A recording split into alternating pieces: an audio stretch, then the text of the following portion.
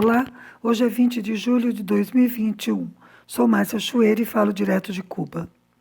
As manifestações contra o governo, realizadas em algumas localidades de Cuba no domingo 11 de julho, foram parte de uma operação de guerra não convencional que cumpre todos os requisitos. Essa operação foi organizada por pessoas e instituições dos Estados Unidos e financiada com dinheiro do Departamento de Estado daquele país. Há provas desse envolvimento. Na verdade, tudo começou antes. Em 15 de junho, 8 dias antes da votação na ONU do projeto cubano de resolução para pôr fim ao bloqueio, foi lançada nas redes a hashtag SOS Cuba, junto com SOS Matanças, que era, naquele momento, a província com mais casos de Covid. Além disso, chamavam a uma manifestação contra o governo cubano diante da sede da ONU. Essa tentativa ficou abafada pela campanha internacional contra o bloqueio, que dominou as redes sociais. Após a votação, no dia 5 de julho, voltaram a atacar, agora pedindo intervenção humanitária em Cuba. Isso é extremamente cínico. Em primeiro lugar, porque intervenção humanitária é um eufemismo para invasão militar, mesmo sem declaração de guerra, como já fizeram em outros países. Por outro lado, Cuba é um dos países com melhores resultados no combate à pandemia. Mesmo com o aumento de casos das últimas semanas, a ilha tem os coeficientes mais baixos de positivos e de falecimentos na região. E em Cuba, esses números são reais e verificáveis. Depois, no dia 9 de julho, voltaram a atacar com a hashtag SOS Cuba com o uso comprovado de robôs.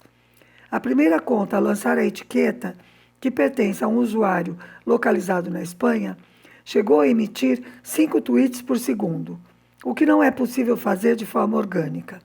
Além disso, eles fraudaram sistemas de localização geográfica para que parecesse que as contas estavam em Cuba, o que se provou que era falso.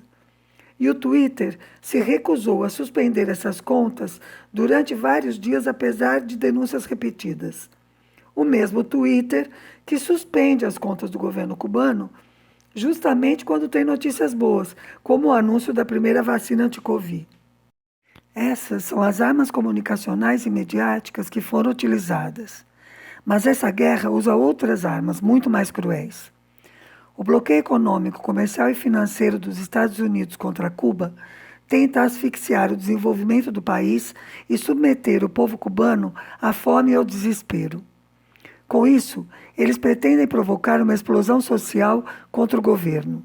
Isso é público, já foi declarado até em documentos oficiais norte-americanos e já dura 60 anos. E a gestão Trump foi particularmente agressiva contra Cuba.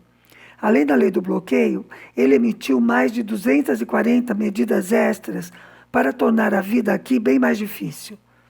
Suspendeu as remessas de dinheiro e bens entre particulares, de maneira que as pessoas que eram ajudadas por familiares que vivem fora também estão passando dificuldades. Reduziu os voos entre os dois países para diminuir o turismo e as visitas familiares.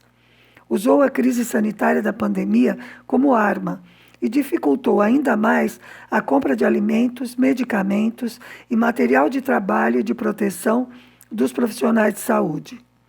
O governo Biden, apesar das promessas de campanha de mudar a política em relação a Cuba, não fez nada.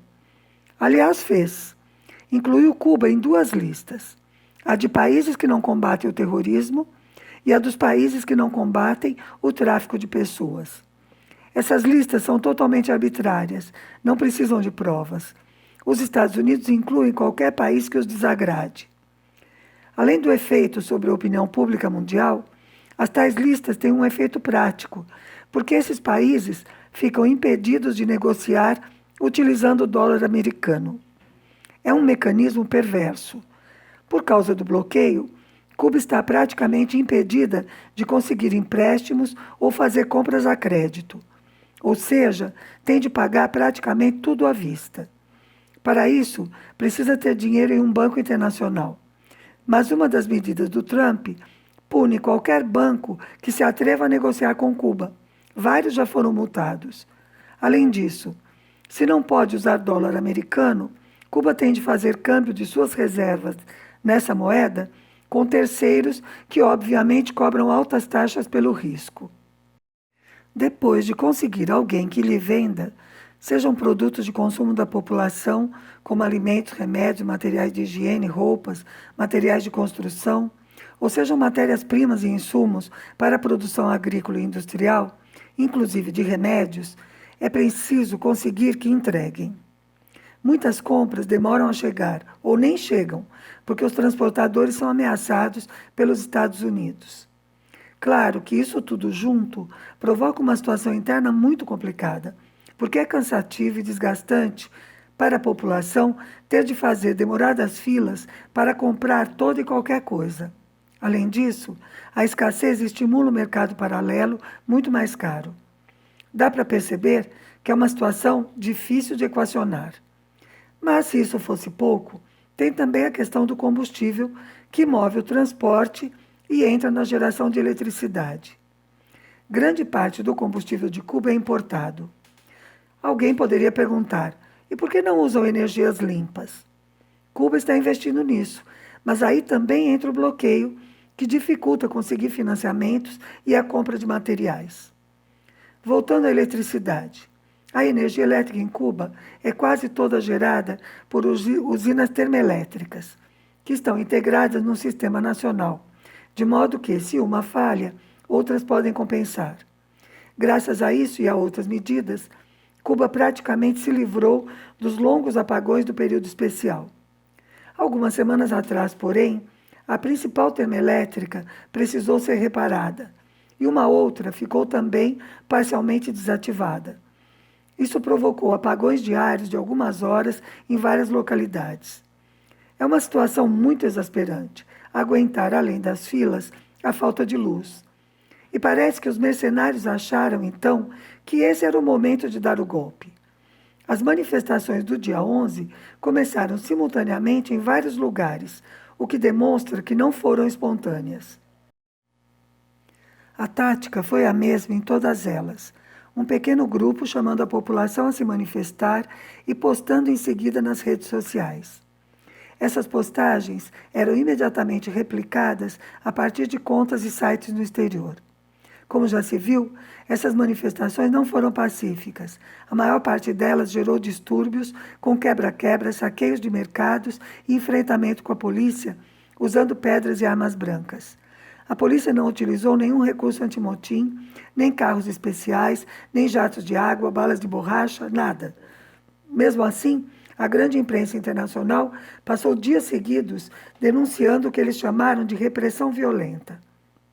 São os mesmos meios de comunicação que ignoraram quando a polícia chilena atirava diretamente nos olhos dos manifestantes, que ignoram as manifestações na Colômbia, que só se lembraram da existência do Haiti quando o presidente foi assassinado por um comando de 25 mercenários, e que não divulgaram a imensa manifestação neste domingo com a presença de Díaz-Canel e Raul Castro, numa reafirmação de que o povo cubano apoia a sua revolução.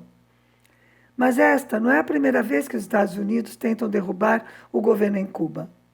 Há pelo menos 2 eventos anteriores que merecem ser mencionados.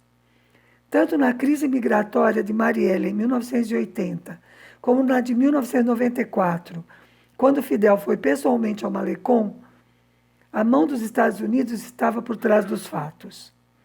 No caso de Marielle, o governo Carter não cumpriu o acordo de emitir vistos para a imigração de contra-revolucionários que se encontravam presos em Cuba e tinham família nos Estados Unidos. Esse acordo tinha sido feito entre o governo cubano e os representantes da comunidade de cubanos no exterior, com a anuência do governo norte-americano.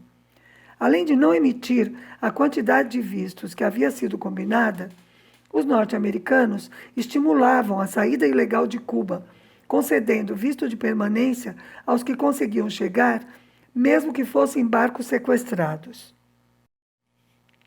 A crise evoluiu e, em 1º de abril, um grupo de pessoas penetrou a Embaixada do Peru, que as acolheu.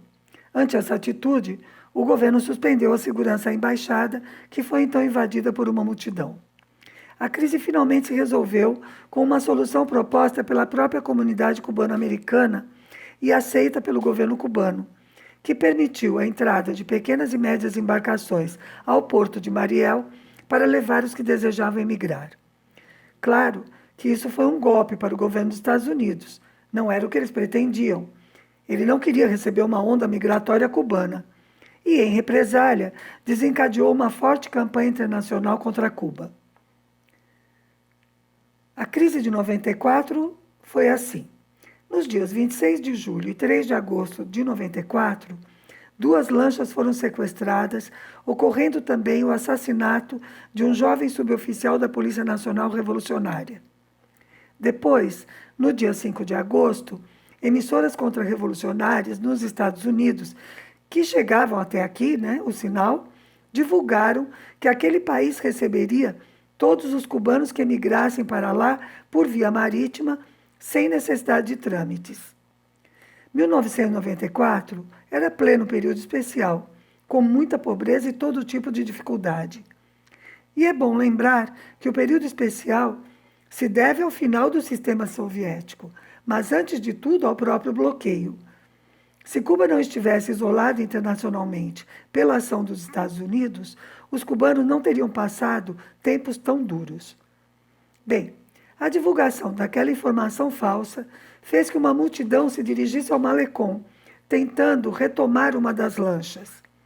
Como não conseguiram, começaram a quebrar vitrines e a saquear lojas. Imediatamente, se dirigiram para lá grandes grupos de trabalhadores revolucionários para enfrentar aquela multidão. E para lá foi também Fidel, que desceu do jipe em meio à multidão. A situação foi controlada sem repressão violenta, nem banho de sangue, como queriam os que a provocaram. E entrou para a história como mais um grande momento do comandante junto com o povo revolucionário. Por hoje é isso. Saudações socialistas.